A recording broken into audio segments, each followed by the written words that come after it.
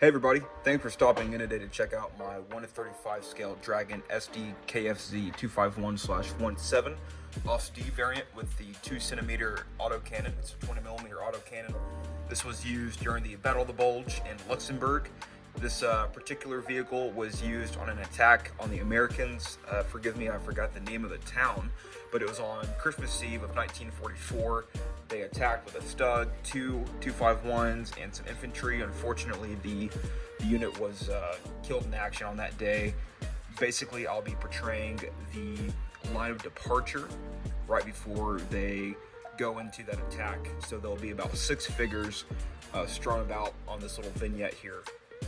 3 on the inside, 3 on the outside, just kind of smoking, joking, getting ready to push off to their ultimate fate. Basically, what I'm wanting to do is show off, kind of do a walk around, if you would, showcasing all the little details, tell you guys how I did certain things and whatnot. So I'm going to go ahead and take this 251 off of its vignette. The vignette's still a work in progress, but show you guys. I know you guys just saw some close-up pictures, but we're going to go ahead and do a little walk around. So we're going to start from, actually, let's start off with what I used for this. So for the base color, I didn't really prime it. I actually didn't prime this vehicle. I went straight into the base color, which is basically, it's supposed to be Dunkelgelb, but it's Tamiya XF60 dark yellow. Then I did the first bit of camo with XF13 Japanese Army green. And then I went with XF whole red. And then for the whitewash, I used XF2. And I also used the hairspray method. So I had some hairspray. I don't have the bottle with me right now, but it was pretty thick, hard lasting hairspray.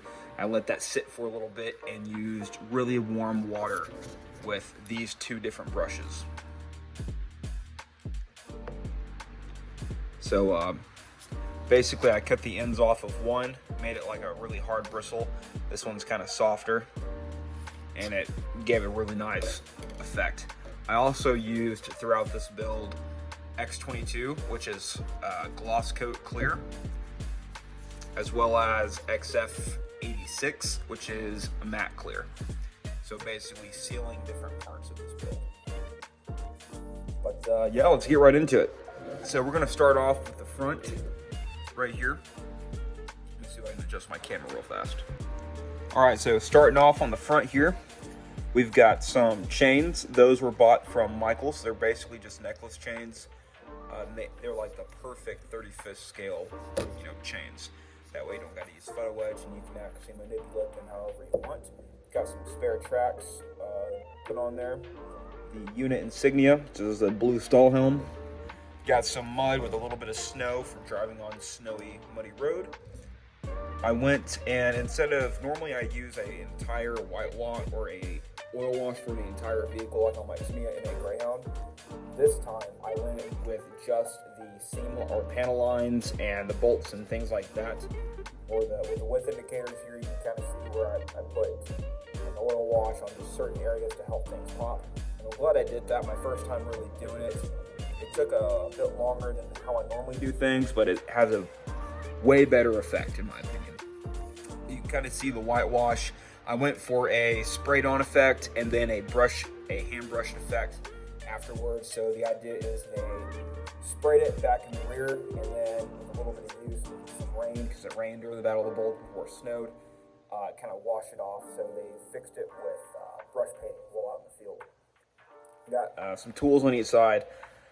Going here on the right hand side, you can see better the mud, the effect to try to go for.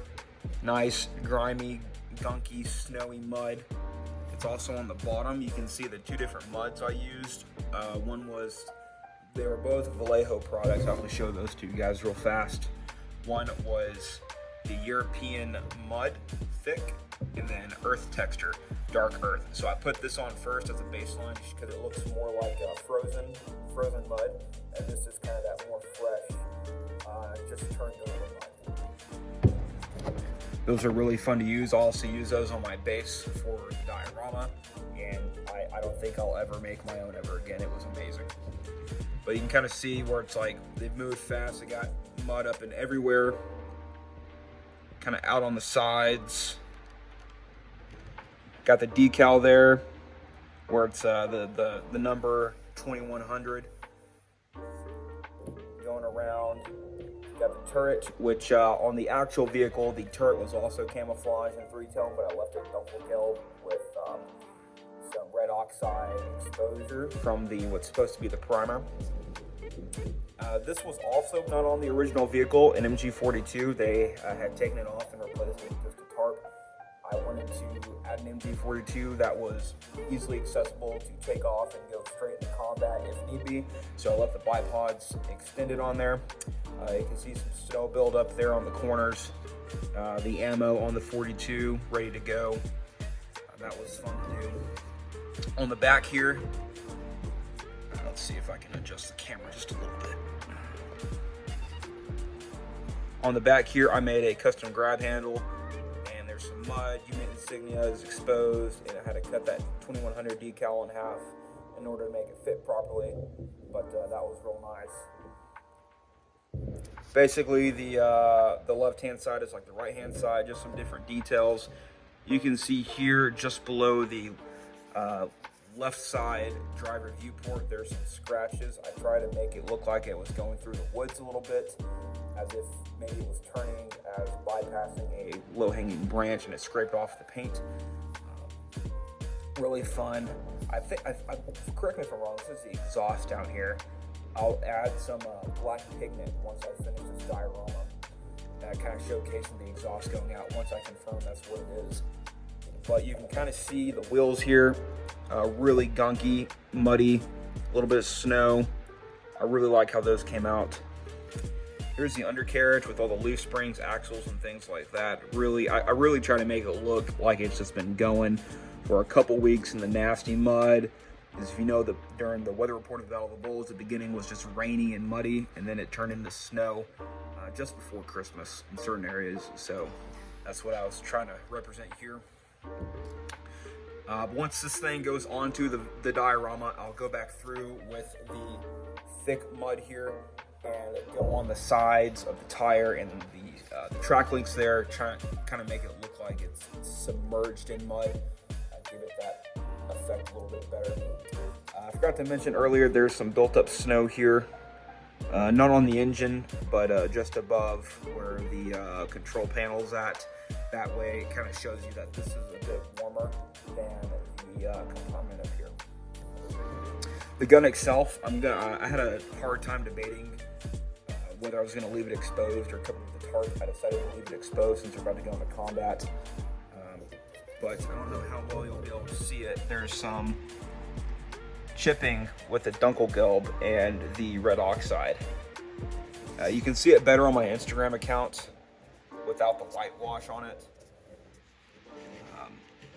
But yeah, it was really fun to do. I thought it came out fairly well. Unfortunately, I snapped off the antenna here and lost the top piece while taking the final photos last night. You know, this entire build, it was fine, and then I screwed it up at the last moment. But going on to the interior, check this out real fast. Let's see, let's take her back out to one. So the initial entry point there, red oxide and Dunkelgelb with nasty muddy flooring. You got some seats there, extra ammunition. You got MG42 50 round drum mags, hand grenades, 100 round, or I think it's 200 round box ammo. You got the doors in the back. On this side, you have another extra box ammunition right there, as well as an extra tow chain, kind of hanging out the side. Back on the left-hand side, you have a grenade box with a Panzerfaust, as well as a basket of bread with a custom-made cloth on top, trying to cover that. And then, I don't know how well you're going to be able to see it from this angle, but there's a tarp covering the right-hand side ammo basket for the 20mm autocannon with rounds exposed. Basically, my thought process behind that is when it's wet and it freezes, you want something to cover your ammunition. and that's they have them slightly exposed, so it's easy to grab, but the majority of it's covered. And there's also a Kar 98K bolt action rifle on top of that. You can kind of see the sling in the rifle right there. But that's the forgot exactly what SS camo that is, but let's see if I can get it brighter for you guys. Right in there. Then you got down here the ready rack, basically for your ammo. You got the 2 seats covered slightly in snow, muddy, gunky flooring. And then same thing on the other side, except the tarp is just a normal German gray. See if I can get that for you. There you go. Floor is pretty scraped, exposing that red oxide primer. And then the seats in the, you're not really gonna be able to see this, but there's 2 MP40s back in there, one on the right hand side, one on the left, shrouded around the seat, and the control panels up there. But that's pretty much it. That's all I wanted to show you guys for this Dragon 135 scale 251/17 Ausf.D. I really enjoyed building this kit. I think this is my best one so far. I really took my time with it. It took me about 3 weeks. Like I said, really enjoyed it. I'm hoping to make more of these. Thank you, Floki, from Floki's Models, for the inspiration and the help. He does a lot of these Dragon 251s himself. And if you have not seen his channel, I highly recommend going to check it out. But thank you guys so much for watching. I hope y'all enjoyed. If you have any tips or tricks, do let me know down below. And stay safe. I'll catch you guys in the next one.